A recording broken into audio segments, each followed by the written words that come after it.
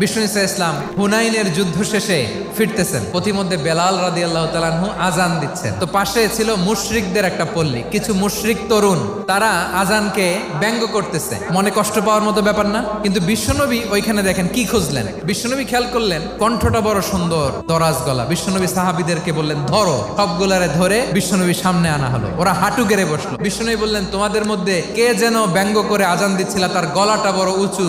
আবু মাহজুরা বলে আমার বন্ধুরা সবাই আমার দিকে আঙ্গুল দেখায়। আবু মাহজুরার মাথায় হাত দিয়ে বললেন এবার আজান দাও দেখি। আবু মাহজুরা বলে আমি তো আজান দিতে জানি না। বিশ্বনবী বললেন তাহলে আসো আমি তোমারে শিখাই দেই। বিশ্বনবী একটা বাক্য পরে, আবু মাহজুরা পরে, বিশ্বনবী পরে, আবু মাহজুরা পরে। আবু মাহজুরা বলে এক একটা বাক্য পড়ি আমার কলিজাটা গলে ঠান্ডা হয়ে যায়। বিশ্বনবীর সাথে দাঁড়িয়ে উনি শাহাদা পড়ে মুসলমান হয়ে গেলেন। বিষ্ণু ঈসা ইসলাম বললেন যাও আবু মাহজুরা, আমি তোমাকে পৃথিবীর শ্রেষ্ঠতম মসজিদ মক্কার মসজিদুল হারামের মুয়াজ্জিন হিসেবে অ্যাপয়েন্ট করে দিলাম।